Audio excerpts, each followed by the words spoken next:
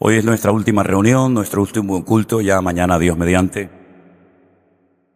Nosotros estamos ya saliendo para Tenerife y damos gracias al Señor por este tiempo tan hermoso que el Señor nos ha permitido tener aquí con todos ustedes. Espero que se hayan gozado, que hayan aprendido algo de la palabra. Y los que vinieron a ver al hombre, ya está, ya no hay más, ya está, ¿vale? Nos saludamos, nos damos un abrazo, todo lo que quieran, pero nosotros no hemos venido para que ustedes nos vean a nosotros, ni siquiera hemos venido para verle a ustedes. Hemos venido para juntos alabar al Señor y juntos aprender de la palabra. Y es una bendición, ¿no? Es un gozo cuando podemos estar juntos, los hermanos, como dice la Biblia, en armonía, ¿verdad? Y ustedes no tienen que prestar nunca atención a cosas negativas, a cosas que no edifican, ¿verdad? A veces me dicen, no, pero es que resulta que coincidiendo con tu visita en otras congregaciones se han hecho una serie de actividades. Miren, hermano, a nosotros eso ni nos va ni nos viene. Cada iglesia es libre de organizar sus eventos. Nosotros, y digo yo también en primera persona, nosotros jamás ha sido nuestra intención sacar a nadie de ninguna iglesia. No necesitamos hacer eso. El Señor manda solo a la gente y nosotros nunca hemos tenido que hacerle la competencia ni hacer una actividad paralela a otra congregación para entrar a una especie de competencia. Nosotros no estamos en eso. Nosotros tenemos muchas cosas que compartir, tenemos muchas cosas que decir. Por lo tanto, el que quiere venir, la puerta está abierta. El que no quiere venir, pues no pasa nada, que Dios los bendiga. Además, si tiene su iglesia, pues me parece muy bien. Yo les agradezco a todos los que han hecho un esfuerzo grande para poder venir. Ayer teníamos varias familias, varios hermanos que vinieron de Holanda, tuvieron que marcharse, ¿verdad? Y otros hermanos también han venido de París, de Francia y seguramente de otros lugares. ¿De Suiza vino alguien? ¿Quién vino de Suiza? ¿No? Hablando de Suiza, esta mañana me mandaban un mensaje y dice que el gobierno suizo le va a dar 34.000 euros a todos los emigrantes y a todos los musulmanes que se quieran ir del país. Porque dice que son tantos los emigrantes y los árabes que les van a pagar para que se vayan. Lo que tenían que haber pagado para que no llegaran los árabes, ¿no? Pero ahora están pagando para que se vayan. Pero bueno, así es la vida, ¿no? Sea como sea, lo que quería decir es que están los que tienen que estar.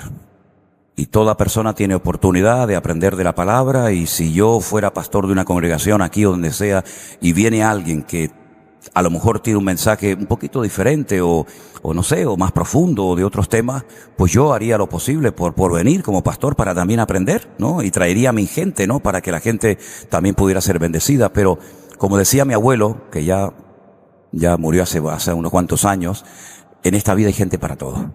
Así que a nosotros no nos tiene que preocupar lo que hagan o lo que digan los demás. Usted ocúpese de su vida y de su relación con el Señor. Y los demás, que el Señor los bendiga. Amén, hermanos.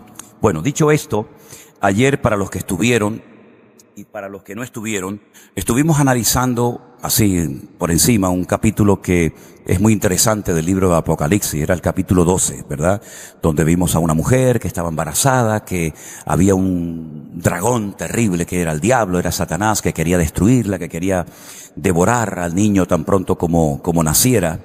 Ahora, si nosotros cogiéramos la Biblia y digamos que la partiéramos en 4 trozos, en 4 pedazos exactamente iguales, cada uno de ellos, pronto llegaríamos a la conclusión de que tres cuartas partes forman un material profético.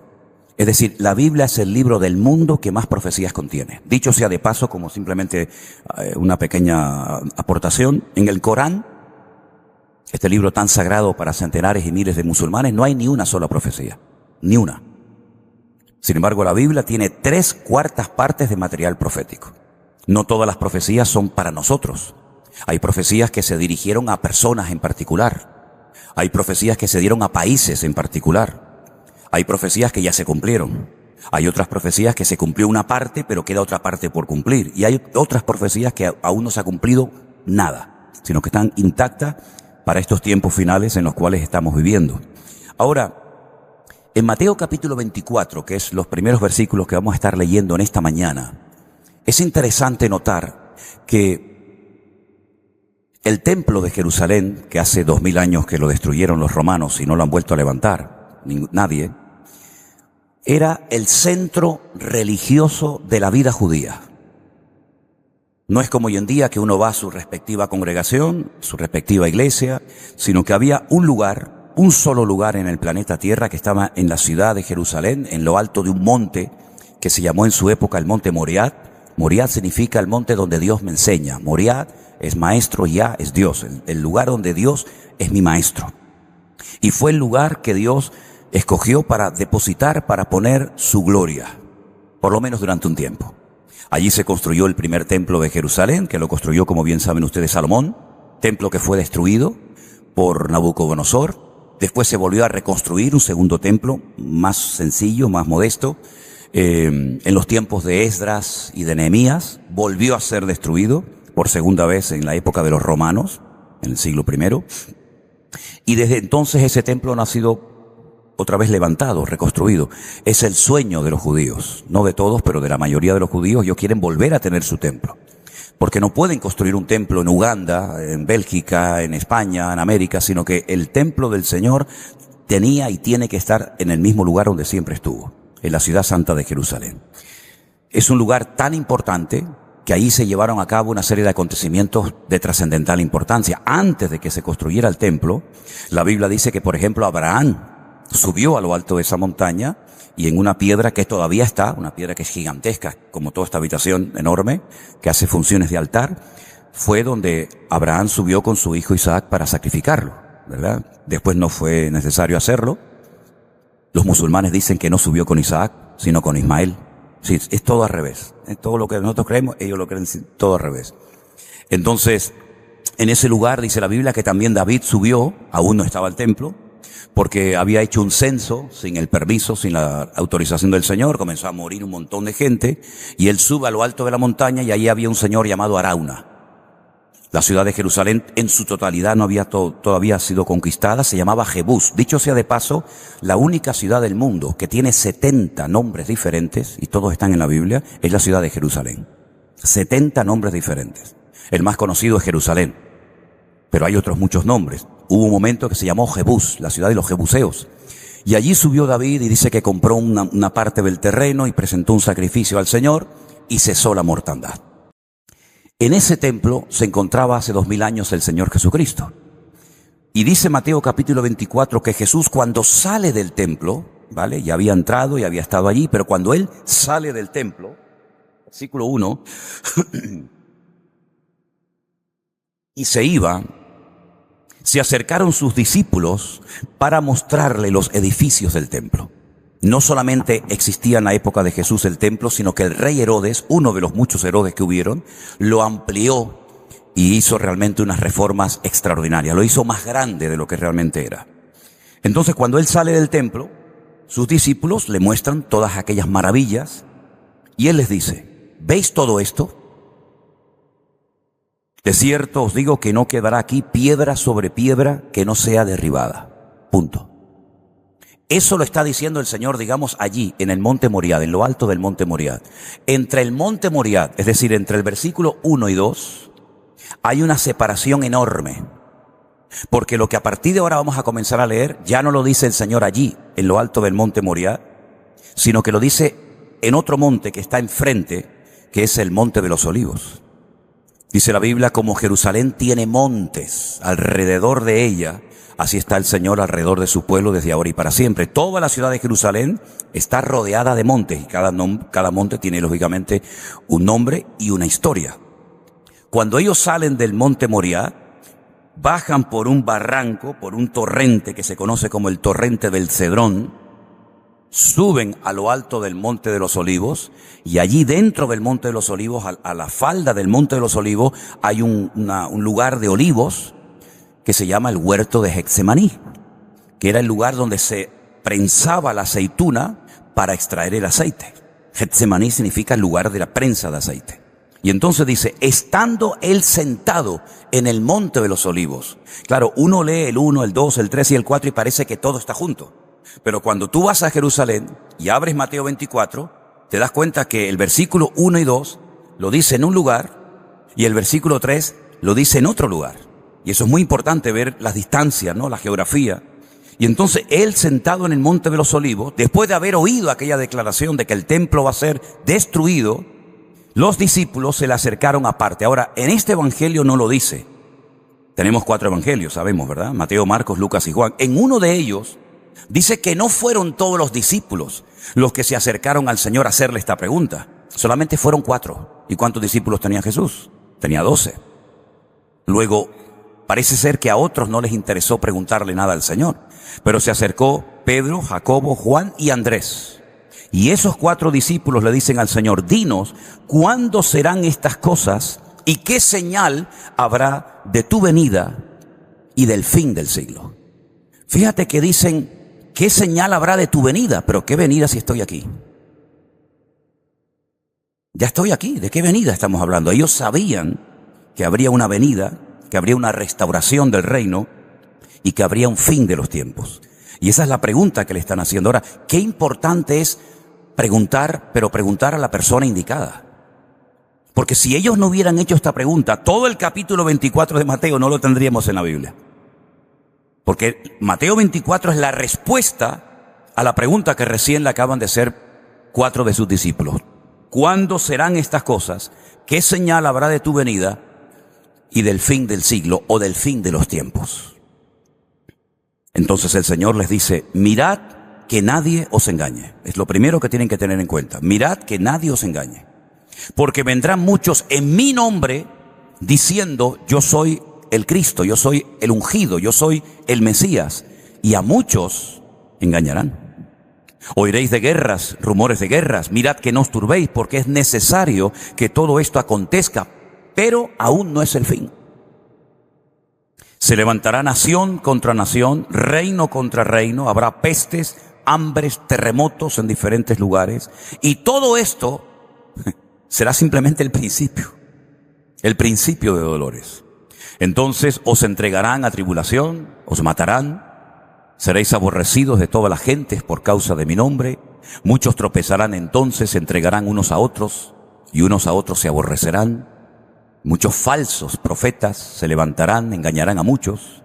Y por haberse multiplicado la maldad, el amor de muchos se enfriará. Mas el que persevere hasta el fin, ese será salvo. Ahora, ¿qué es lo que está haciendo el Señor en este capítulo? Dando esta respuesta muy interesante y profunda. Les da toda la información junta, pero luego en otros libros, como por ejemplo el Apocalipsis, como por ejemplo la primera y segunda carta de Pablo a los tesalonicenses y otros, los autores, inspirados evidentemente por el Espíritu Santo, lo que hacen es que van descomprimiendo la información que junta le ha dado el Señor. Porque uno lee todo el capítulo 24 de Mateo y parece que todo tiene que suceder en el mismo tiempo. Y si tú analizas versículo por versículo, te vas a dar cuenta que hay cosas que ya se han cumplido de este capítulo, pero hay otras que todavía no se han cumplido. Pero si tú no tienes la información de Pablo, de Santiago, de Pedro, de Ezequiel, de Daniel, etcétera, te puedes llegar a confundir porque lo mezclas, lo juntas todo y después te haces, perdonen, un potaje en la cabeza, un lío, que no sabes si esto ya se cumplió, si esto no se cumplió, si esto yo lo voy a ver, si esto no lo voy a ver, y no sabes cómo actuar.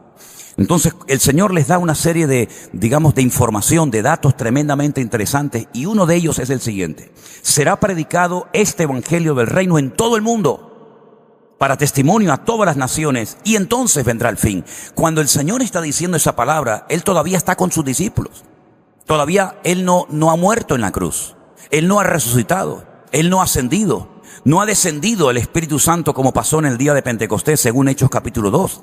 Pero Él ya está diciendo lo que va a pasar, a pesar de que todavía no ha ocurrido. Porque en la Biblia hay algo muy interesante y es un punto a tener en cuenta. La Biblia dice que si queremos saber lo que va a suceder, tenemos que saber lo que ha sucedido. Es decir, para conocer el futuro, hay que conocer el pasado. Porque como Dios no cambia, Él es inmutable. No es que aquí es de una manera, aquí es de otra, ahora dice sí, mañana dice no. Para conocer lo que Dios va a hacer, hay que saber cómo Dios ha actuado a lo largo de la historia. Y muchas veces el tiempo verbal del futuro, de las palabras, de las profecías de la Biblia, cuando hablan del futuro, el tiempo del verbo está en pasado. Y tú dices, bueno, estoy leyendo esto como algo que ya pasó. Pero es el estilo literario del material profético de la Biblia. Que cuando se habla de cosas escatológicas, de cosas del futuro, el autor te las cuenta como cosas que ya pasaron. Y les voy a poner un ejemplo y seguimos leyendo el capítulo. Cuando Juan está, por ejemplo, en la isla de Patmos, Y de repente él ve en una visión una multitud gigantesca. Dice, de todas las naciones, pueblos, tribus y lenguas, de tal manera que era incontable, nadie podía saber cuánta gente había en esa multitud, y que además todos iban con batas, con vestiduras blancas. Uno de los ancianos que le está, mostrando esta visión y le está tratando de explicar en qué consiste esta visión, le pregunta a Juan, estos con vestiduras blancas, de todas las naciones, de todos los pueblos, de todas las tribus, ¿estos quiénes son? ¿Y de dónde viene esta gente? Y Juan dice, yo no sé, Señor, quiénes son esta gente. Fíjate qué tremendo, ¿eh? Dice, yo no sé quiénes son, ni de dónde vienen, ni a dónde van, no sé nada. Y le dice el anciano a Juan, estos son los que han salido de la gran tribulación. Pero ¿cómo van a salir de la gran tribulación si aún no han empezado?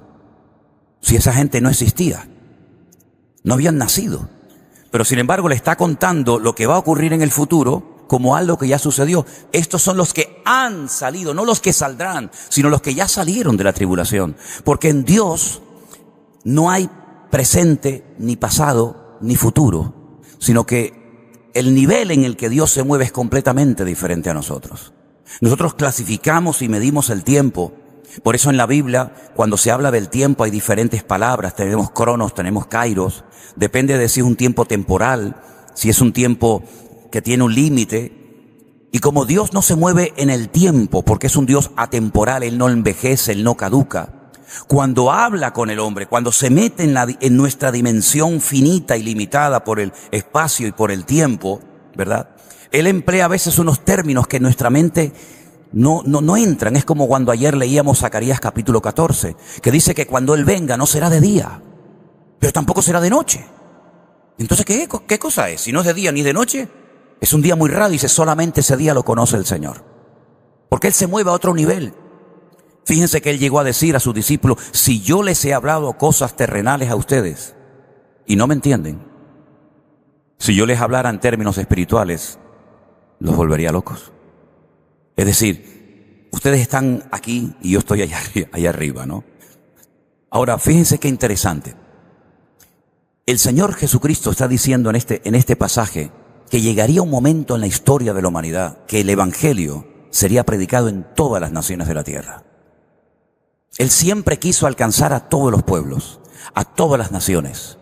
Pero los judíos se encerraron en sí mismos y creían que ellos eran los únicos elegidos y los únicos que tenían el privilegio y el honor de tener la palabra, de conocer a Dios, etcétera, etcétera.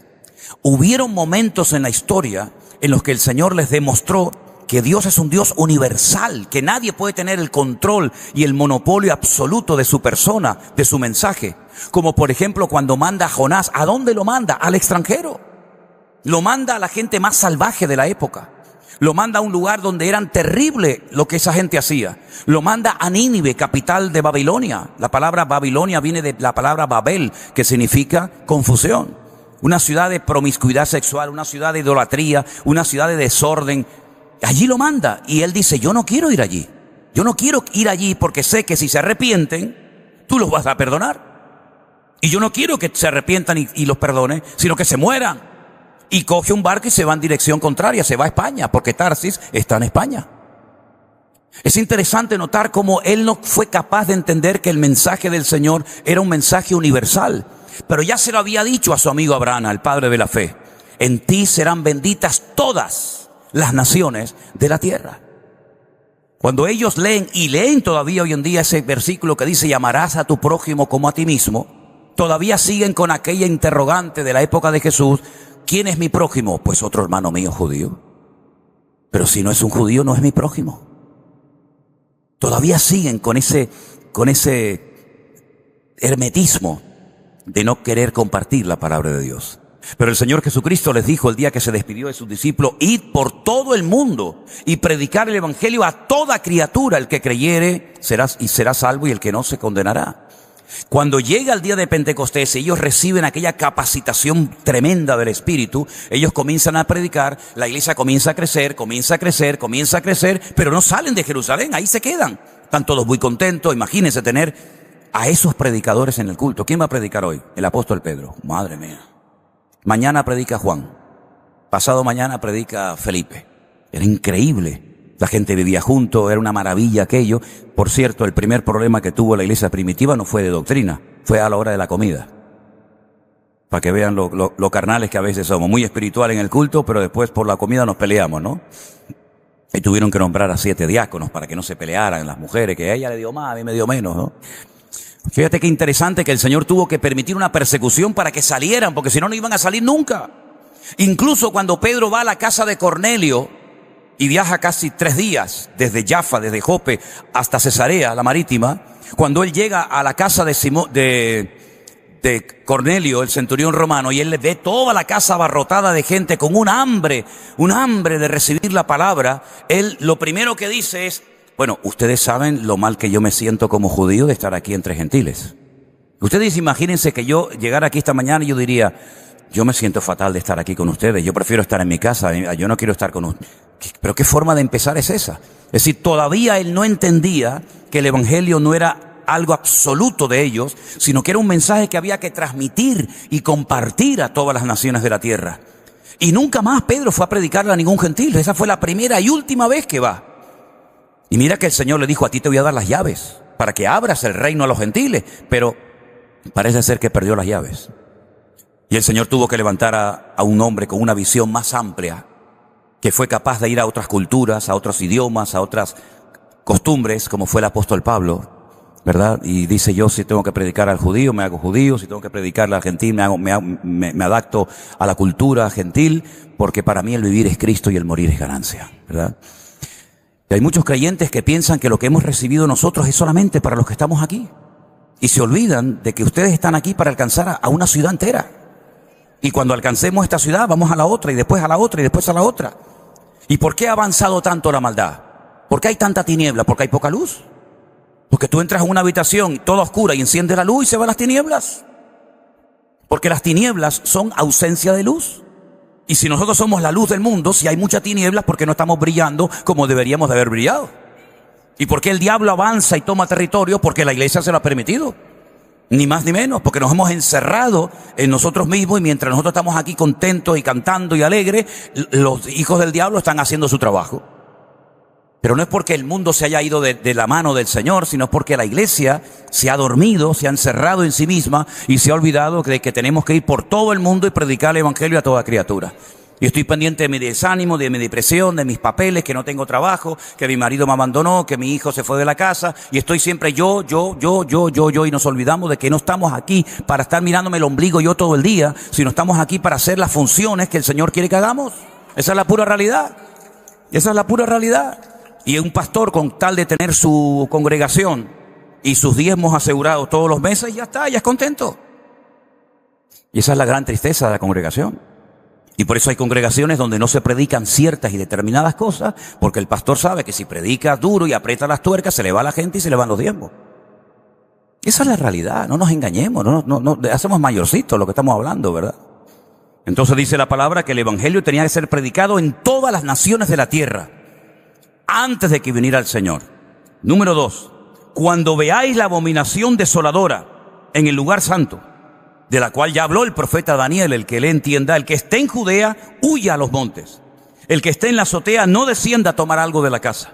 El que esté en el campo, no vuelva atrás a tomar su capa. En otras palabras, la palabra huir es tan bíblica como la palabra orar. La palabra sal corriendo, el término huir, es tan bíblico como ponte a leer la Biblia, o perdona a tu hermano, o vete a predicar la palabra. Hay momentos en los que tenemos que quedarnos. Y hay momentos en los que hay que salir corriendo. Y Pablo lo demostró en varias ocasiones. Había momentos que lo metían en una cesta, lo bajaban por un muro y decía, sal corriendo que te van a matar. Y había otros momentos que decía, aunque me maten, yo de aquí no me muevo. Entonces hay que orar y pedir sabiduría al Señor para saber hasta cuándo tenemos que estar aquí. Y cuando ha llegado el momento de decir, señores, esto se acabó, nos tenemos que salir corriendo todos. Y ahí tendrás que orar y pedir sabiduría y discernimiento al Señor para saber si todavía este es tu lugar y tu tiempo, o tu tiempo aquí se ha terminado y tendrás que ir salir corriendo a otra parte. Es así. Los discípulos también huían. Los cristianos también corrían y iban de un lugar a otro y mientras tanto predicaban el evangelio. Hay de las que estén encinta. Perdonen si alguna hermana está embarazada aquí esta mañana, pero yo leo la Biblia. Y de las que estén criando en aquellos días. Orad para que vuestra huida no sea en invierno, ni en día de reposo. Porque los judíos solamente podían caminar 1040 metros en el día de reposo. Si caminaban 1041 metros, habían pecado. No contra el Señor, porque al fin y al cabo era una ley rabínica, una ley humana, pero dice que un judío no podía caminar en aquellos tiempos más de 1040 metros. Por eso toda la sinagoga estaba muy cerquita, para que la gente no caminara más de lo que podía caminar según los judíos. Habrá gran tribulación, la cual nunca ha habido desde el principio del mundo hasta ahora, ni la habrá. Y si aquellos días no fuesen acortados, nadie sería salvo. Mas por causa de los escogidos, aquellos días serán cortados. Pregúntele más de un cristiano por ahí, ¿quiénes son los escogidos que habla aquí el Señor? Y si aquellos días no fueren acortados, nadie sería salvo. Más por causa de los escogidos, el Señor corta aquellos días. Si alguien nos dice, aquí está el Cristo, o mirad, está allí, no lo creáis, porque se levantarán falsos Cristos. Ahora, yo he explicado y he dicho en varias ocasiones que la palabra Cristo no es un nombre. La palabra Cristo es como un título, como un adjetivo. La palabra Cristo es la palabra hebrea Mashiach, que significa ungido. ¿Cómo se llamaba al rey de Israel? El ungido de Jehová. El Cristo, lo diríamos en castellano, el Mashiach, el ungido del Señor. Saúl dice, no toquemos al ungido del Señor, no toquemos al Mesías del Señor, al ungido. Es la misma palabra, Mashiach, ungido, Cristo, unas en hebreo, otras en griego, pero es lo mismo. Entonces el Señor Jesucristo no es que se llamaba Jesucristo, Él era Yeshua, y Cristo era que había sido ungido por el Padre para hacer una función específica que es la que todos conocemos. Y cuando dice la Escritura que vendrán falsos Cristos, no se refiere única y exclusivamente al hecho de que vendrán personas, como ha habido y hay por ahí por el mundo, algunos que dicen yo soy Jesucristo. Por ejemplo, en Jerusalén hay un señor que va vestido con una túnica blanca, va cargando una cruz, va descalzo y él dice que él es Jesucristo. No se refiere solamente a eso, sino lo que nos está advirtiendo aquí el Señor es que, ojo, vendrán a lo largo de la historia falsos ungidos que engañarán a muchos. Falsas personas con unciones muy sorprendentes, con unciones muy atractivas, pero no todo lo que dicen o hacen viene de parte del corazón de Dios. Así que tengan discernimiento espiritual y no sean ingenuos y no se dejen engañar por cualquiera, llámese profeta, llámese apóstol, llámese reverendo, llámese como se llame. Para eso tenemos la palabra de Dios, para que ustedes puedan comprobar si lo que se enseña desde los púlpitos en tu iglesia o en esta o donde sea es palabra de Dios o es palabra del hombre. Usted no tiene ninguna obligación espiritualmente hablando de sujetarse, de obedecer, de ponerse bajo la cobertura espiritual de una persona que se salió de los parámetros bíblicos. Ninguna. Usted tiene que sujetarse a lo que es de Dios, pero lo que es del hombre, usted no tiene ninguna obligación. Es más, si usted apoya lo que no es bíblico, usted se hace copartícipe de ese desorden, como ha pasado en muchas ocasiones. Yo veo que las cosas no se están haciendo bien, veo que en la iglesia se están enseñando falsas doctrinas, pero ahí te quedas. Ahí te mueves, ahí no te mueves. ¿Por qué? Porque tengo un grupito de no sé qué, porque soy el líder de no sé cuánto y porque no quieres perder tu estatus. Si usted se queda en un lugar de desorden, tú eres peor que el que está produciendo el desorden, porque lo sabes, pero te quedas. Se levantarán falsos cristos, falsos profetas. ¿Cuántas falsas profecías se han dado por ahí? ¿Cuántas? Y la gente dice, no, es que a mí me dijeron que tenía que venderlo todo e irme a África de misionero. Usted no ha leído la Biblia entera ni una vez en su vida. Ya lo quiere vender todo y marcharse a África de misionero. Tendrá que prepararse, tendrá que estudiar. Pero es que un profeta me lo dijo. Y por ahí se puso de moda también que hay personas que van a la iglesia y tienes que pactar tenemos que hacer un pacto. Claro, el pacto siempre es lo mismo. Los dolaritis, ¿no? O los euros, siempre lo mismo, ¿no? Ese es el pacto, ¿no? Entonces yo te doy cobertura espiritual, yo voy a cubrir. A mí no me tiene que dar usted cobertura espiritual, caballero. Yo la cobertura espiritual la tengo hace ya muchos años. Y mi cobertura espiritual y mi cabeza y mi autoridad y mi pastor es el Señor. Entonces, si usted me tiene a mí que convencer de que yo tengo que hacer un pacto a través del dinero para que usted ore por mí, usted lo que es un mercenario. Porque usted tiene que orar por mí con dinero o sin dinero. Y si no ora por mí, no se preocupe, caballero. Todos los días tengo a alguien que ora por la mañana, por la tarde, por la noche por mí, que es mi Señor Jesucristo a la diestra de Dios Padre. Así que ya es tiempo de madurar, ya es tiempo de despertar y no dejarnos engatusar y manipular y engañar por palabras muy bonitas, por lisonjas que vienen, pero que en el fondo tú analizas y dices, pero ¿qué me están enseñando en este lugar? ¿Qué me están diciendo a mí? Parece que todo gira en torno al dinero. Miren, yo he visitado, yo diría ya a estas alturas, miles de iglesias. Y muchas congregaciones que visité en el pasado, cuando entraba a la iglesia, mira que hay versículos en la Biblia, hay miles de versículos, y siempre ponían generalmente el mismo en algunas iglesias en la entrada: traed los diezmos al alfolí.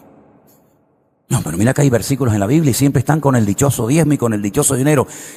Claro que tenemos que ser generosos, por supuesto. No tenemos que ser avaros. Si antes nos gastábamos el dinero en bebidas, en drogas, en bailes, en verbenas y en historia, claro que tengo que ser generoso, pero la salvación, la bendición de Dios, el favor de Dios, el respaldo del Señor, no se compra con dinero. El justo por la fe vivirá, no por el dinero, por la fe vivirá. ¿De qué sirve que demos y que aparentemos haber dado una gran ofrenda, un gran diezmo, si luego vives una vida en desorden? ¿Puede el diezmo sustituir la santidad en la vida de un creyente? Entonces no me vengan con cuentos. No, has dado una buena ofrenda, sí, pero pon tu vida en orden, mijo. Tienes un testimonio pésimo, llevas 40 años viviendo con una persona y aún no te has casado, siempre hay excusa. No, es que no se puede, es que el papel, es que la embajada, es que el presidente, es que no sé qué. Y después me traes el diezmo. Yo no quiero tu diezmo y tu ofrenda. A mí no me vienes a comprar.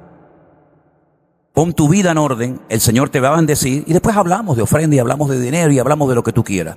Pero primeramente empiezas poniendo tu vida privada en orden para después tratar de decirle a los demás lo que tienen que hacer o lo que no tienen que hacer. Pero sin embargo vemos en los últimos tiempos que la gente va a algunas congregaciones para oír lo que en el fondo quieren oír. Y esas son las personas que se han hecho populares y famosas y queridas y etcétera, etcétera. Como el relámpago sale del oriente y se muestra hasta el occidente, así será también la venida del Hijo del Hombre. Porque donde quiera que estuviera el cuerpo muerto, allí se juntarán las águilas. Y podríamos seguir hablando y hablando de este capítulo extraordinario, pero la pregunta es: ¿en qué momento de la historia nosotros nos encontramos? Porque los discípulos se les dijo: si están aquí, huyan y no entren a Jerusalén. A otros se les dijo: si están en el desierto, no entren en la ciudad. Y cuando veáis la destrucción del templo, cuando veáis que se profana el lugar santísimo, pues ya ha empezado la cuenta regresiva. Pero eso ya forma parte del pasado. ¿Dónde estamos nosotros en este momento? Ok, vamos a dar algunos datos que yo creo que vienen bien conocerlos en esta mañana. Número 1, el templo de Jerusalén, según la palabra de Dios, va a volver a ser reconstruido. De eso no les quepa la menor duda. En el mismo lugar donde siempre estuvo, en el monte Moriah, en la ciudad de Jerusalén. Para eso se tenían que haber preparado los sacerdotes, que ya están preparados. Para eso se tenían que tomar medidas, digamos, en cuanto al tema de los instrumentos musicales, en cuanto a las vestiduras de los sacerdotes, en cuanto al mobiliario como el candelabro, el altar del incienso, el altar de sacrificio, la mesa de los panes. Todo eso está totalmente preparado. Si algún día ustedes tienen la oportunidad de ir a Jerusalén, yo siempre llevo a la gente a un lugar que para mí es muy importante, que se llama el Museo del Templo. El Museo del Templo es una organización judía que lleva muchos años preparándose para que cuando llegue el momento, pues todo lo que necesitan para reconstruir el templo lo tengan ya listo, lo tengan ya preparado, y todo eso ya está preparado, todo eso está dispuesto y todo eso está listo. Fíjense hasta qué punto es tan importante en la mentalidad y en la cultura de ese pueblo la reconstrucción del templo, que cuando una persona se casa, sea creyente o no, es una tradición que tienen. Cuando termina la ceremonia o cuando ya se dicen, bueno, ya son marido y mujer y todo eso, dentro de un trapo, dentro de un paño, una servilleta, meten una copa y la ponen en el suelo y tienes que aplastarla y romperla. Eso es para que recuerdes que los romanos nos rompieron, nos destruyeron el templo de Jerusalén. Cuando usted edifica, cuando usted hace una casa, generalmente pues queremos que estén todas las paredes bien pintaditas, bien arregladas. El judío siempre deja una parte de la pared sin arreglar, como decir, uy, ¿qué pasó aquí? Se acabó el cemento, se acabó la pintura. No, eso es para recordar que el templo de Jerusalén lo rompieron los romanos. Y tantas cosas que podríamos decir, que siempre están ellos recordando. Los rabinos van vestidos de negro. ¿Por qué? Porque están de luto por la reconstrucción del templo. Van a orar por la mañana, por la tarde y por la noche. Hacen una serie de súplicas, de plegarias, de oraciones. ¿Para qué? Para otra vez volver a tener el templo. El templo va a ser reconstruido y probablemente nosotros vamos a ver el inicio, por lo menos, no sé si hasta la inauguración, pero por lo menos el inicio de la reconstrucción del templo. Claro que la vamos a ver, si estamos con vida, por supuesto, ¿verdad? A los 3 años y medio de inaugurarse ese templo, a los 3 años y medio justamente, la Biblia dice que hay un personaje siniestro que recibe muchos nombres en la Biblia. El más conocido, el anticristo. Ese es el más conocido. Pero curiosamente el único que emplea el término anticristo es Juan. Nadie más lo llama así. Por ejemplo, Pablo lo llama el inicuo, el hombre de pecado o el hijo de perdición. Daniel lo llama el cuerno pequeño, porque dice que es un cuerno que sale entre otros 10, que se levanta, que hace guerra, que destruye al norte, al sur, al este, al oeste, habla blasfemias, va a pelear contra los santos y les vence durante un tiempo, y él lo llama el cuerno pequeño. Daniel es el personaje del Antiguo Testamento que más información nos da sobre este personaje político que se ha de levantar en los últimos tiempos. Por ejemplo, dice que del Dios de sus padres no hará caso. ¿Sí? Se va a separar de la religión, de la fe de sus padres. Y dice que adorará al Dios de las fortalezas. Ese texto en el libro de Daniel, curiosamente no está en hebreo, está en arameo. Y dice que adorará a Alá Maozín, al Dios de la guerra. Y menciona la palabra Alá. Y está allí en la Biblia en el texto en arameo. Además dice que del amor de las mujeres no hará caso. Eso tiene varias interpretaciones, ¿no? Y hoy en día, pues, eso vende. Que del amor de las mujeres no hará caso, pero del amor de alguien hará caso, digo yo, ¿no? También dice eso la palabra de Dios. La Biblia dice que sobre todo se rodeará de 10 naciones tremendamente poderosas que le darán fortaleza, que le darán dinero, que le darán armamento, que le darán apoyo para que él como líder, entre comillas, mundial, con una influencia brutal sobre las naciones de la tierra, pues lo que desea es ir y atacar Israel, atacar Jerusalén, y logrará entrar en el templo de Jerusalén, y dice que allí profana ese lugar y hace que pongan una estatua en honor a él. Como hoy en día en Corea del Norte hay estatuas a las cuales todas las mañanas la población de Corea del Norte tiene que inclinarse antes de poder ir a trabajar o a estudiar, exactamente igual ya lo había hecho Nabucodonosor en el Antiguo Testamento, que dijo: el que no se postre ante mi imagen lo mando al fuego. Exactamente igual. Por eso dije antes, ¿qué es lo que será? Lo mismo que fue. Es como se repite otra vez la historia, es como un círculo, ¿no? Volvemos otra vez a lo mismo. Entonces él busca adoración, pero él sabe perfectamente que muchas naciones de la tierra son religiosas, tienen sus religiones, tienen sus creencias, tienen sus tradiciones. Entonces, como él no es tonto, sino todo lo contrario, él está con una unción demoníaca terrible, él se apoya temporalmente, aunque después también se levanta contra él y lo destruye, de un personaje que la Biblia lo llama el falso profeta. Si ustedes quieren conocer más sobre estos dos personajes, hay un capítulo entero en la Biblia que es el 13. El capítulo 13 del Apocalipsis habla tanto de uno como de otro. Ese líder religioso o falso profeta dice que tiene su sede de gobierno, esa estructura religiosa, la sede de gobierno la tiene en Roma. Y dentro de Roma, ustedes saben que hay un país chiquitito que se llama el Vaticano. ¿Y quién vive allí? Don Francisco. Allí está Francisco, de momento. Y es interesante notar cómo las cosas se han ido dando de tal manera, ¿verdad?, que uno de los objetivos del Vaticano desde los años 60, desde el Concilio Vaticano II, fue unificar las religiones. ¿Para qué tantas religiones? Así como Europa se ha unido, ya todos tenemos una misma moneda, ya todos tenemos un mismo gobierno, que está aquí precisamente aquí en Bélgica, pues también tenemos que tener una sola religión. Y entonces se quiere hacer como una especie de sincretismo. Y ya se ha estado comentando hace algunos años que algunas asociaciones, algunas imprentas famosas, quieren hacer unas Biblias donde ya no aparezca el nombre Dios, Jehová o Yahvé, sino el nombre Alá. En el principio creó Alá los cielos y la tierra, para que de esa manera también con nuestros hermanos musulmanes podamos llevarnos bien. Fíjense las cosas que se están fraguando, ¿verdad?, debajo de la mesa, tratando de llevar al mundo a la ruina total y absoluta. Cuando este personaje aparezca en escena, ¿verdad?, y la forma como Él aparece la tienen descrita perfectamente en Apocalipsis capítulo 6, donde de una forma metafórica dice que Él viene montado en un caballo blanco. No es que venga montado en un caballo literalmente, sino que dice la Biblia que viene montado en un caballo blanco y lleva un arco, pero si os dais cuenta, no lleva una flecha, y un arco sin flecha no vale absolutamente para nada. Es decir, Él cuando entra en la escena mundial, viene ofreciendo algo que todo el mundo está deseando que suceda, y es paz y seguridad. Habiendo paz es porque hay seguridad. Si hay seguridad, hay paz. Y eso es lo que el mundo llegará a un momento en el que va a clamar que alguien venga a traer ese orden, esa estabilidad, esa paz, esa seguridad.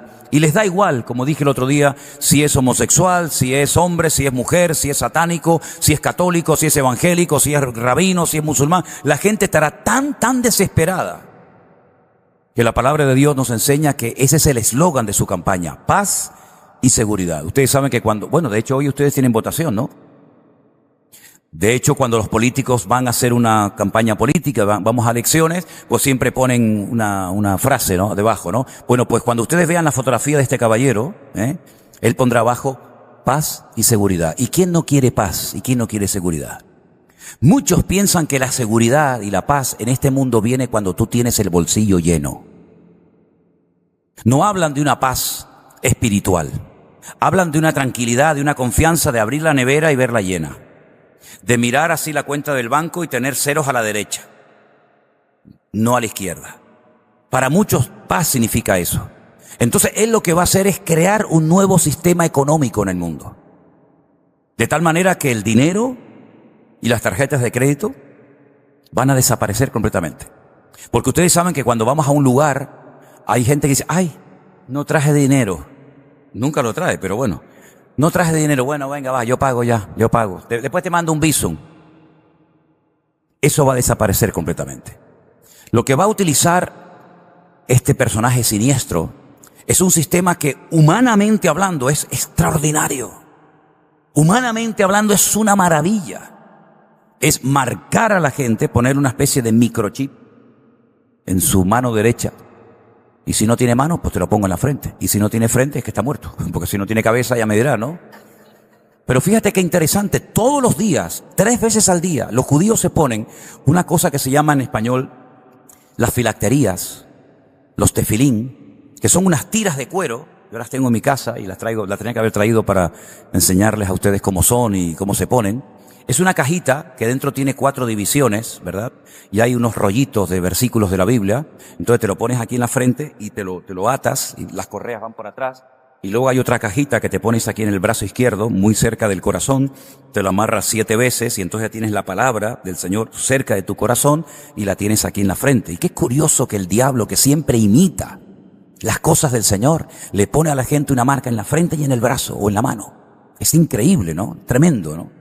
Entonces, cuando tú vayas a sacar dinero de tu cuenta bancaria, no tienes que llevar tu tarjeta de crédito, todos tus datos bancarios, todos tus datos clínicos, toda esta información, ya no tienes que tener pasaporte, ni DNI, ni tarjeta de la Seguridad Social, todos tus datos están ahí metidos.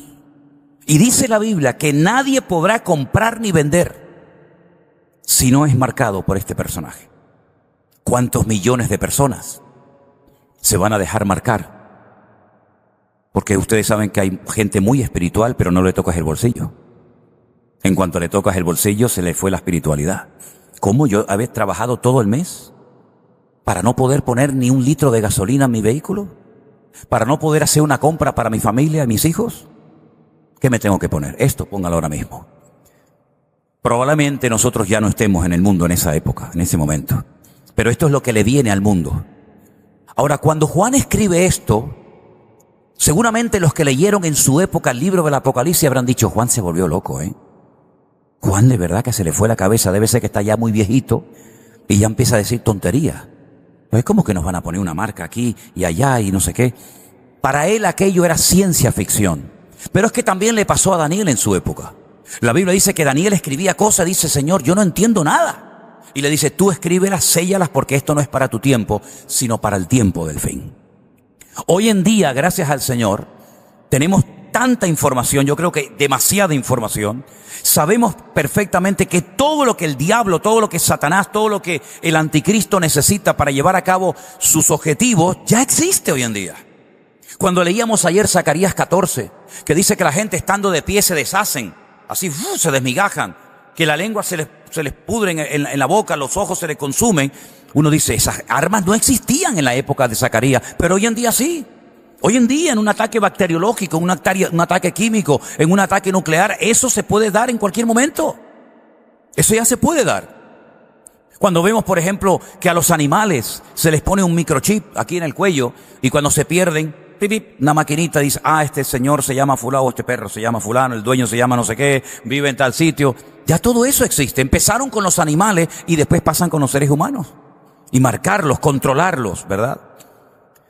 Así que mis queridos hermanos, el mundo se está poniendo de una manera tan interesante que ya lo que hemos leído en la Biblia durante años ya se puede llevar a cabo en cualquier momento. Ahora fíjense qué interesante. Si nosotros vamos, por ejemplo, a la segunda carta de Pablo a los tesalonicenses, ya en aquellos años, en aquellos tiempos, ya el apóstol Pablo, inspirado por el Espíritu Santo, evidentemente, ya nos hablaba de estas cosas. Segunda de Tesalonicenses capítulo 2. Avíseme cuando se tengan que marchar, porque como hoy es el último día, a lo mejor me pasa como Pablo, que predicó toda la noche. ¿Se acuerdan? Menos mal que no hay nadie subido a la ventana ni encaramado por ahí, porque si te caes y te matas, yo no te aseguro que te resucite, ¿eh? Yo no soy Pablo. En el capítulo 2 de Segunda de Tesalonicenses dice manifestación del hombre de pecado.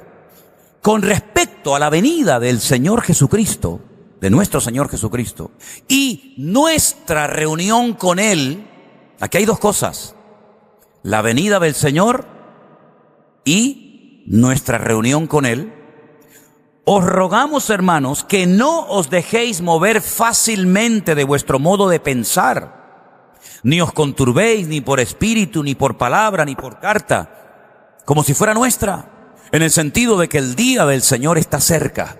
Otra vez vuelve a decir lo mismo que Jesús dijo en Mateo 24. Mirad que nadie os engañe en ninguna manera. Lo mismo que dijo Jesús, ahora lo dice Pablo. Que nadie os engañe. Porque no vendrá sin que antes venga la apostasía y se manifieste el hombre de pecado, el hijo de perdición. ¿De qué está hablando Pablo en el versículo 1? De la venida de Cristo. Con respecto a la venida del Señor, así empieza Pablo. Y ahí aparece la palabra parousia, que fue la que les dije ayer. Con respecto a la segunda venida del Mesías, no os conturbéis, no se preocupen, no estén nerviosos, porque no vendrá, el Señor no vendrá hasta que, número uno, se manifieste el hombre de pecado, venga la apostasía y el hijo de perdición se manifieste. La apostasía es la pérdida de valores absolutos. Todo es relativo. Si a ti te gusta esto, lo haces, no pasa nada. Aunque esté mal visto, pero mal visto ¿por quién? Por el otro, pero a mí no me preocupa eso. Es decir, ya no hay un respeto, ya no hay una moral. Decía ya Nietzsche, el famoso filósofo judío Nietzsche, que por cierto era judío, hijo de un rabino judío, dijo, no hay nada más inmoral que la moral. Fíjate tú hasta dónde llegó este tipo. No hay nada más inmoral que ser moral. Y bueno, después escribió un libro también llamado El Anticristo, que tremendo, ¿no? La pérdida de valores. Hoy en día los que mandan son los jóvenes. No hay respeto al adulto, ¿verdad?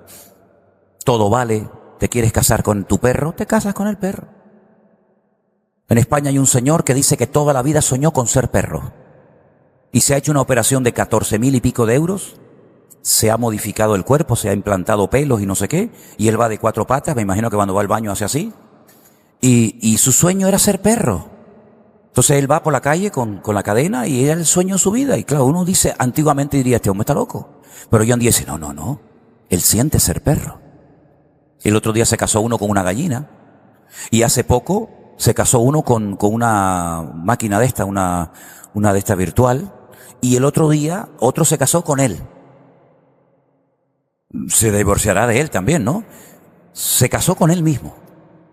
Y yo digo, esto es una cosa de loco, ¿no? Pero así es. Eso es la apostasía, la pérdida de valores absolutos. Todo se puede hacer, hay un libertinaje tremendo. Pero aparte de que eso lo íbamos a ver antes de la venida del Señor, dice que se tiene que manifestar. Todavía no ha sucedido eso. El hombre de pecado, el hijo de perdición. Ahora, la pregunta es, ¿cómo podemos saber nosotros los creyentes? El mundo no se va a dar cuenta porque no está en esto. Pero nosotros que estamos en otro nivel, en otro estilo de vida, ¿cómo podemos reconocer si ese político que tanto está saliendo en televisión o que tanto habla y que viene aquí a Bélgica y que se va a la ONU, a Estados Unidos y va por aquí y va por allá y que es un hombre querido y respetado, cómo podemos saber si es él o no es él? Porque esto no es una lotería, Tim Marín de Openhue, Cucaramaca, la Titrifue. Esto no es una lotería, será, no será. Me acuerdo que cuando Gorbachev, ¿se acuerdan de Gorbachev, el ruso? Apareció y tenía una mancha aquí en la calva, decían, uy, el anticristo. El pobre lo tenía en la cabeza. No tiene nada que ver el anticristo.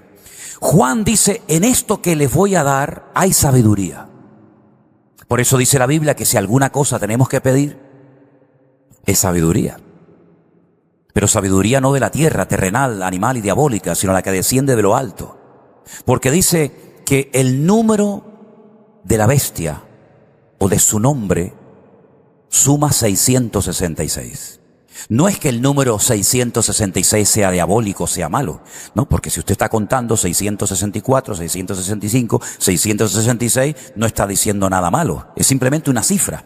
Lo que pasa que en el idioma griego que se escribió el Apocalipsis, o en el hebreo, idioma que el Señor escogió para escribir el Antiguo Testamento, esos idiomas son idiomas alfanuméricos, es decir, que cada letra tiene un valor numérico. Ustedes saben que hay matemáticas que se hacen con letras. A más B igual a...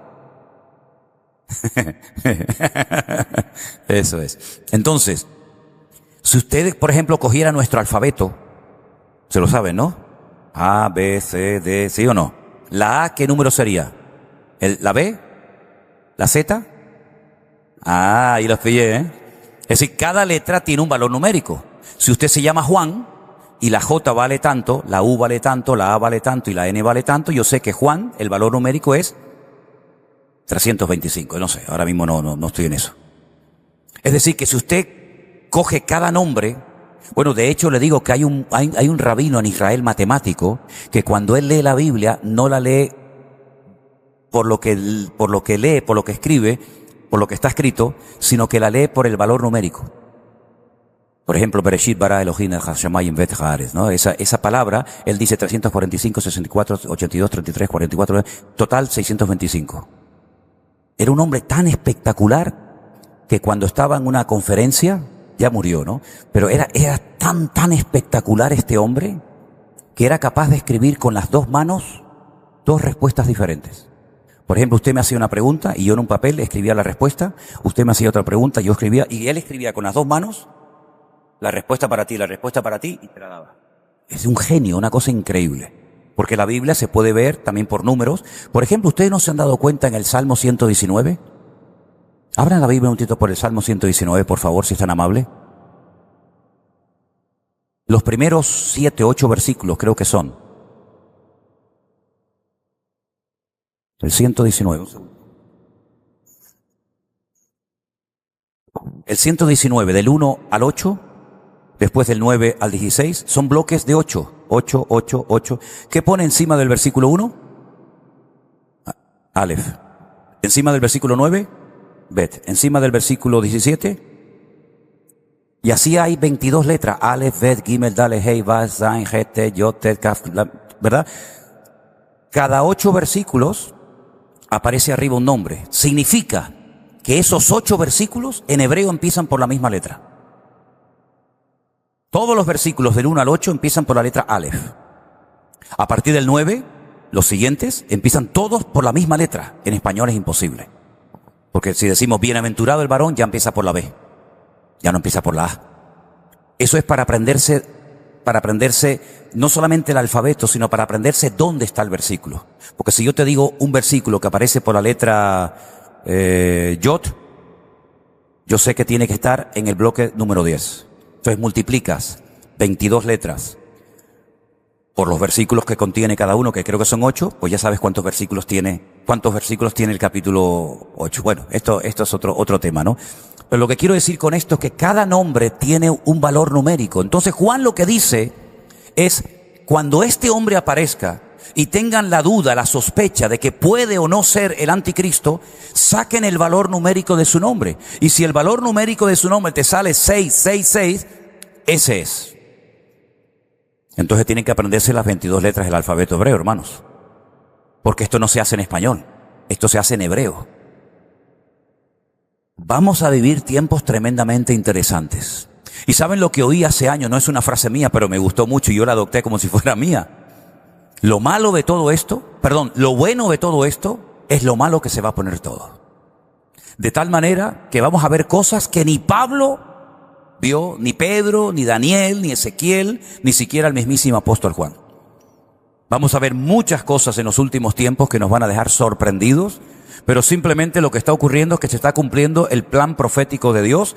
Ahora ya sé que a muchos les han enseñado que el creyente no va a ver nada de esto, que nosotros nos vamos a ir, que todo esto es para los judíos, que Dios no nos ha puesto para allá. Ya sé todo eso, ya lo sé. Porque yo me crié en esa teología. Pero yo siempre he dicho que la teología de mi iglesia tiene que coincidir con la Biblia. Y si mi teología personal, mis ideas particulares, no coinciden con la palabra de Dios, tendré que renunciar a ellas. Y tendré que adaptarme a la Biblia y no pretender que la Biblia se adapte a mi creencia y a mi opinión personal. Y la Biblia dice que antes de que venga el Señor, lo dice aquí, lo estamos leyendo esta mañana, antes de que venga el Señor tiene que manifestarse la apostasía, la anarquía espiritualmente hablando. No hay control, todo vale. Y además se tiene que manifestar el hombre de pecado, el hijo de perdición. Y miren lo que dice Pablo, este hombre se va a oponer y se levanta contra todo lo que se llama Dios o es objeto de culto. Él no quiere que nadie adore a nada ni a nadie más que solamente a él. Es un ególatra, un hombre que quiere que lo adoren a él. Se opone contra todo lo que se levanta o se llama Dios. Tanto, escuchen bien esto, fíjese al colmo que llega, que se sienta, ¿dónde? En el templo de Dios, haciéndose pasar por Dios. Porque no lo he dicho hasta ahora, pero va a suceder algo tremendo con este hombre. La Biblia nos enseña que este hombre va a sufrir un atentado, una herida de muerte. Y el mundo va a creer que a este hombre lo han suicidado, como ya han intentado suicidar a Donald Trump en varias ocasiones, como mataron a Kennedy, como también dispararon una vez a un papa, etcétera, etcétera. La Biblia dice que al tercer día, este hombre volverá a salir en los medios de comunicación y toda la tierra se asombrará de que la bestia ha vuelto otra vez a la vida. Es una imitación, una copia de lo que le pasó al Señor Jesucristo, que murió y al tercer día resucitó. Y le harán creer al mundo la gran mentira de que este hombre fue asesinado y a los 3 días volvió a aparecer en la escena pública.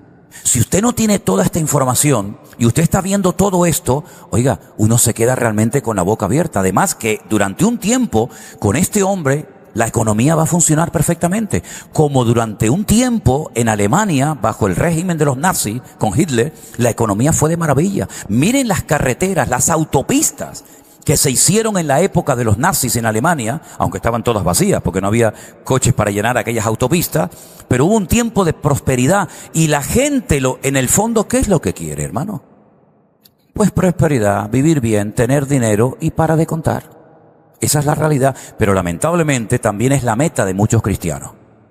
A ellos les da igual si gobierna la derecha, la izquierda, los verdes, los ecologistas, los homosexuales, los de arriba, los de abajo. Yo con tal de ganar dinero y comprar mi casita y ahorrar y meter dinero en la saca, yo estoy contento. Lamentablemente esa es la mentalidad de muchos creyentes. Por eso muchas personas que están tibias, que no tienen una relación directa con el Señor, se van a dejar arrastrar y engañar por todas estas mentiras que van a venir en los últimos tiempos. ¿Cómo que va a venir paz y prosperidad cuando el Señor dijo que el mundo iría de mal en peor y que por haberse multiplicado la maldad, el amor de muchos se enfriará? Si el Señor dice una cosa y este viene ofreciendo otra, ¿a quién entonces le tengo que creer? ¿Con quién me tengo que posicionar? ¿Con las mentiras del anticristo o con las verdades del verdadero Cristo, del verdadero Mesías? Se sienta en el templo de Dios, lo cual significa que el templo tiene que volver a ser reconstruido. Porque ¿cómo se va a sentar en un templo que no existe? ¿Te das cuenta cómo hay una referencia a la tercera reconstrucción del templo de Jerusalén? ¿No os acordáis que cuando yo todavía estaba con vosotros os decía esto? Ahora vosotros sabéis lo que lo detiene, a fin de que a su debido tiempo se manifieste. Ya está en acción. Esto se escribió hace 2000 años, 2000 años tiene esta carta.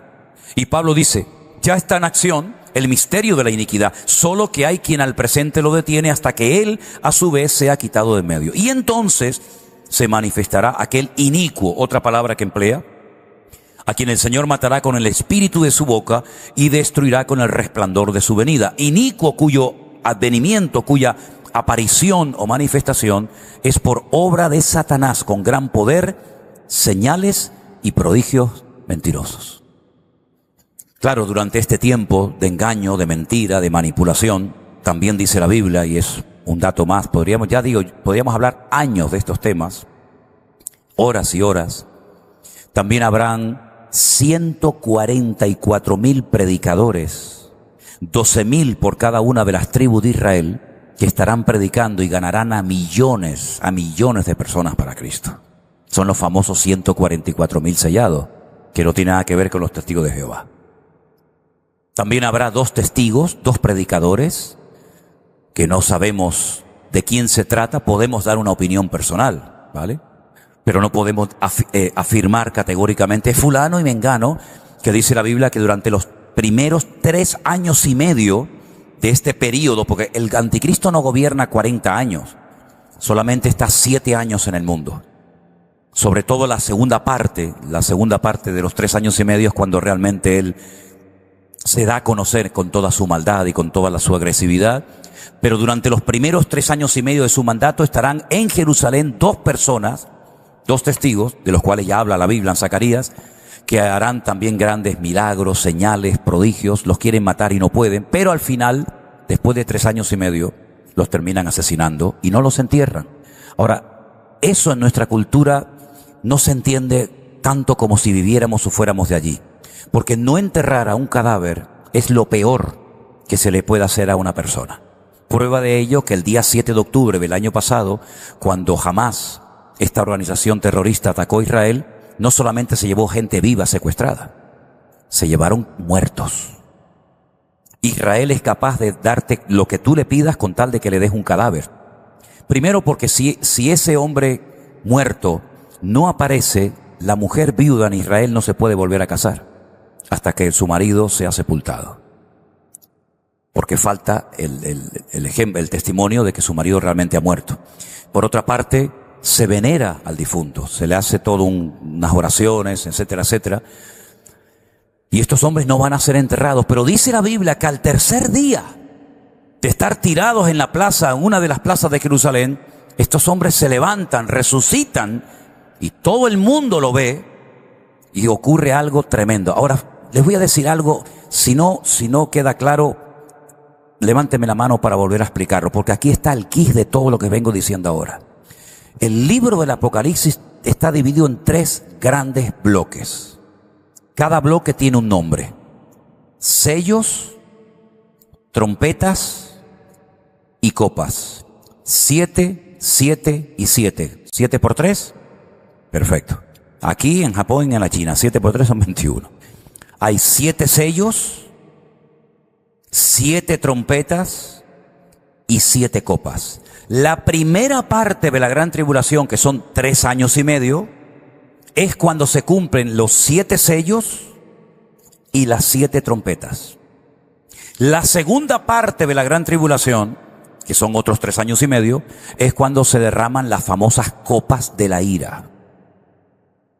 Ahora, hay un dato tremendamente interesante en la Biblia, que lo vamos a leer en esta mañana, y pienso que con estos versículos ya vamos a ir terminando, acerca de lo que va a ocurrir cuando se toque la última trompeta.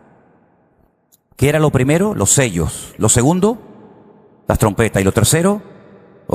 Los sellos y las trompetas eran la primera parte de la tribulación, las copas eran en la segunda parte de la tribulación.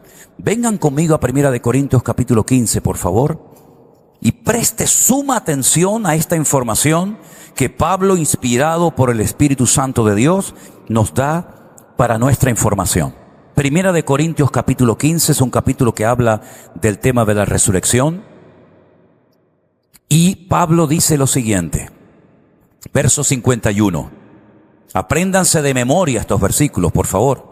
Usted puede hacerlo, no se preocupe, lo puede hacer perfectamente. 1 Corintios 15, 51. He aquí os digo un misterio. Nos paramos aquí. Un misterio es algo que nunca se ha contado a nadie.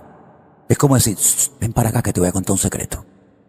Un misterio es algo que no se ha revelado, algo que nadie ha dicho, algo que nadie ha contado, ni en el Antiguo ni en el Nuevo Testamento. Recuerden que Pablo estuvo en la misma presencia del Señor y dice que allí el Señor le mostró cosas que incluso algunas le dijo, no las escribas, no las cuentes a nadie.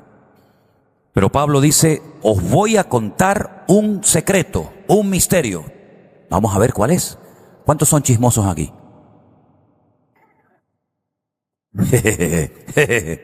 No quieren el secreto. Bueno, pues venga, nos vamos. Ay, amigo. Ven que te voy a contar una cosa. No todos dormiremos, pero todos seremos transformados. ¿Qué significa para un creyente dormir? Vamos a despertar a nuestro amigo Lázaro, y había muerto hacía 4 días, ¿verdad? Así que no todos nos vamos a morir. Qué buena noticia, ¿eh?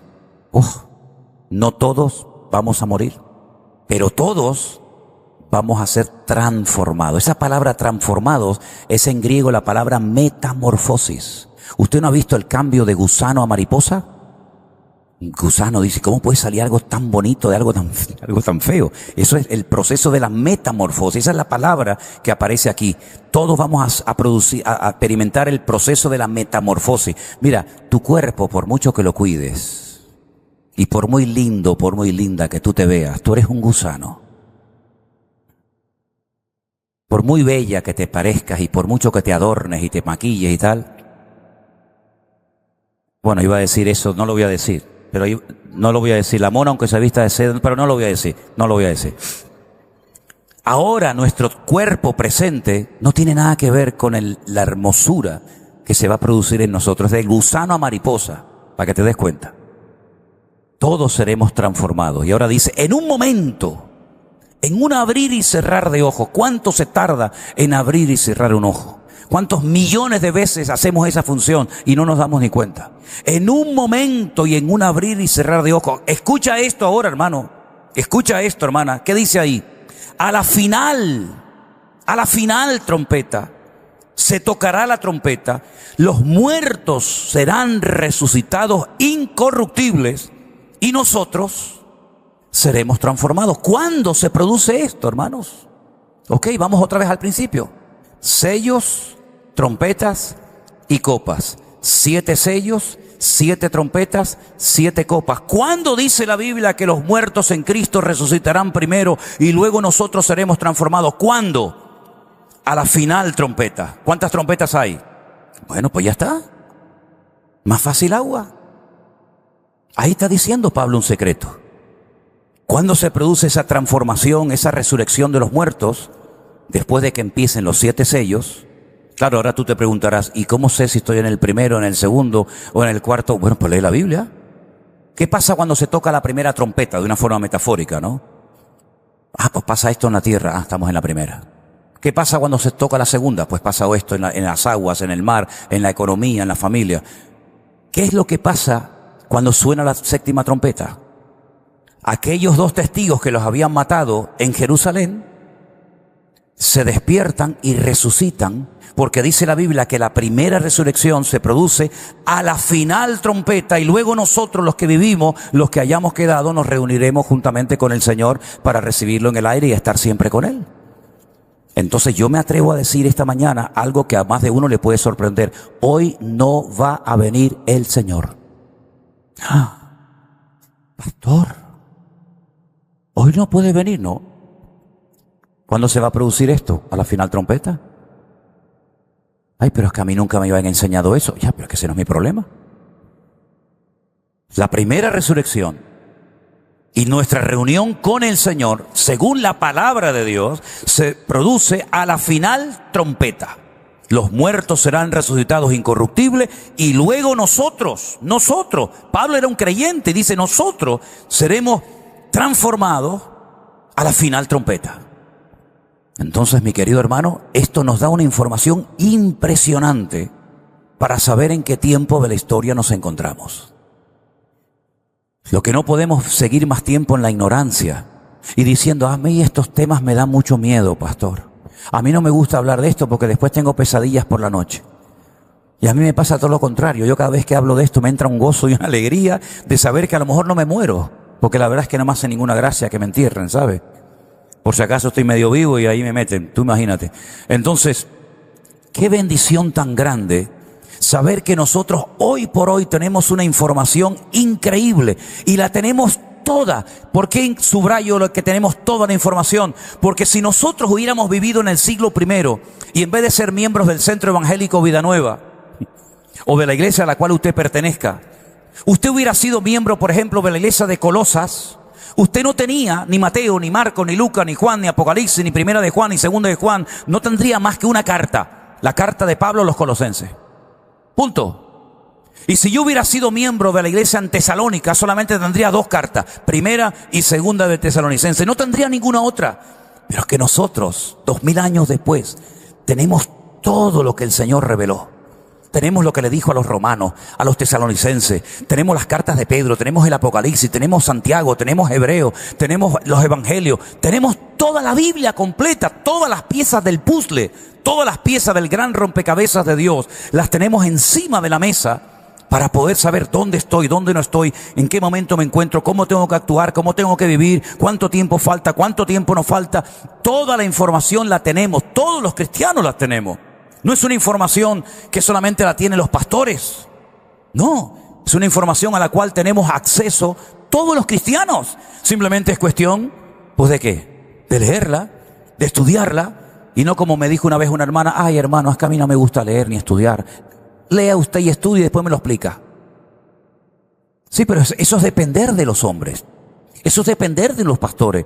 Y cuando, si Dios, no sé si ocurrirá otra vez o no, y si no nos podemos ver más, y si no nos podemos congregar, y si prohíben las reuniones privadas en las iglesias, porque en muchos lugares ya públicamente no se pueden hacer, pero ¿quién nos dice a nosotros que no puede haber una ley que cierren las congregaciones?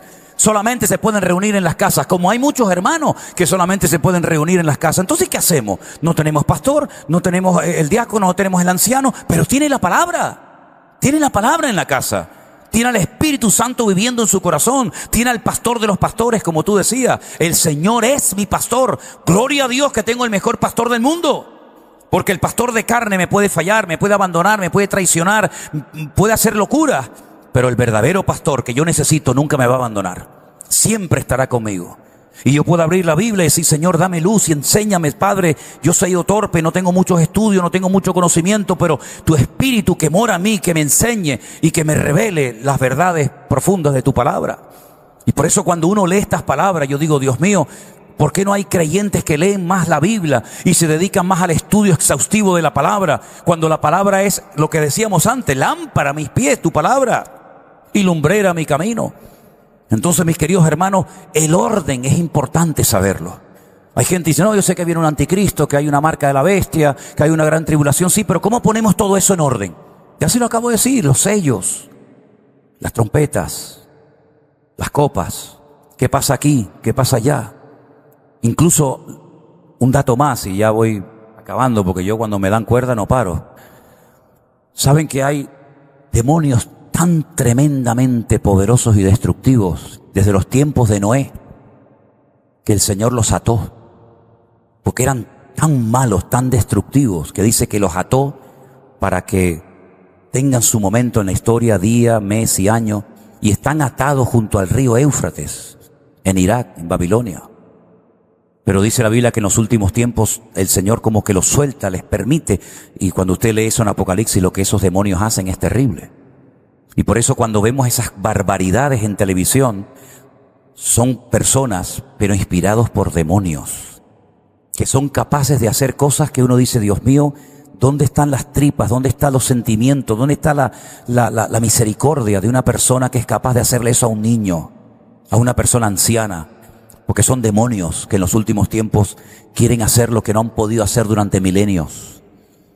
Pero lo importante de todo esto es saber que el Señor está con nosotros.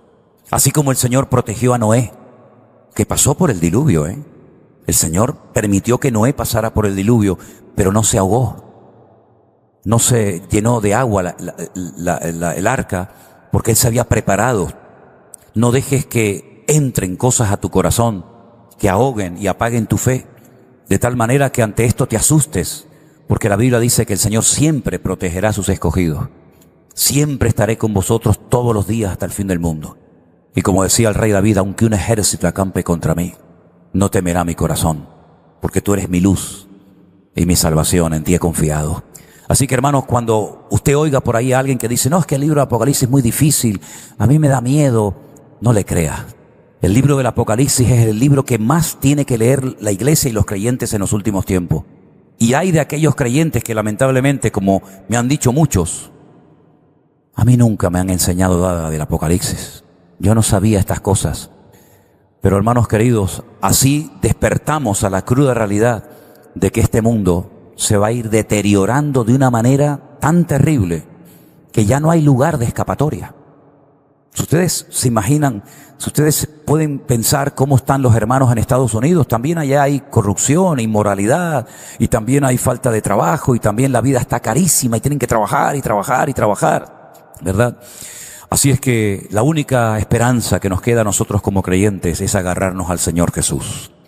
Él es nuestra fortaleza, nuestro pronto auxilio en las tribulaciones de la vida, por tanto no temeré lo que me pueda hacer el hombre. Amén, hermanos.